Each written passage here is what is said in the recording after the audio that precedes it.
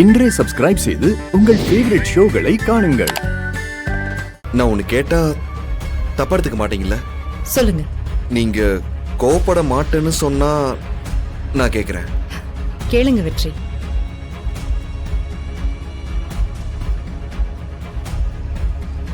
ஒருவேளை இந்த தாலியை கட்டினவரு நல்லவரா, உங்களுக்கு பிடிச்சவரா இருந்தா நீங்க என்ன முடிவெடுப்பீங்க?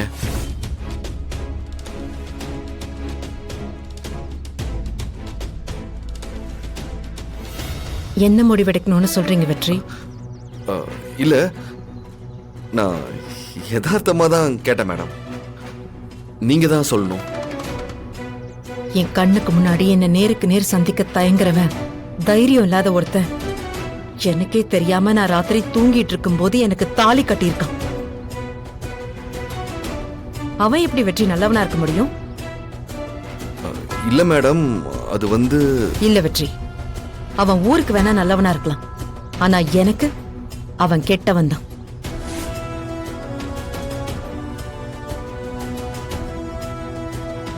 என் வாழ்க்கையில நான் வெறுக்கிற ஆள் அவனாதான் இருக்கும். தடவை சந்திப்பேன்ல, அதுதான் அவனை சந்திக்கிற கடைசி நிமிஷமா இருக்கும். இப்ப அவன் எதுக்கு தேடிட்டு இருக்கேன்னு நினைக்கிறீங்க? அவன் கையாலேயே இந்த தாலியை கழட்டணும்.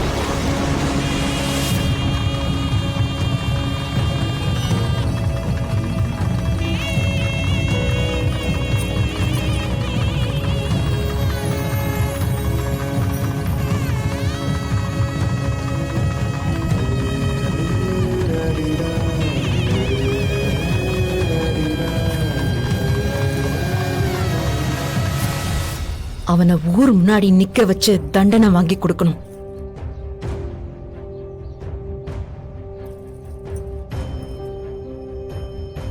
அவனை மாதிரி ஆளுங்கெல்லாம் நடமாடவே கூடாது வெற்றி. இதுவே அவன் குடும்பத்துல அவன் அக்காவுக்கோ இல்ல அவன் தங்கச்சிக்கோ இந்த மாதிரி ஒரு நிலைமை வந்தா அவன் எப்படி துடிச்சிருப்பான்? இல்ல வெற்றி, அவன் நல்லவனா இருக்கிறதுக்கு 1% கூட சான்ஸே இல்லை. ஒரு பொண்ணோட அனுமதி இல்லாம அவ கழுத்துல தாலி கட்டுறதும் அவளை தொடுறதும் ரெண்டுத்துக்கும் வித்தியாசம் இல்லை.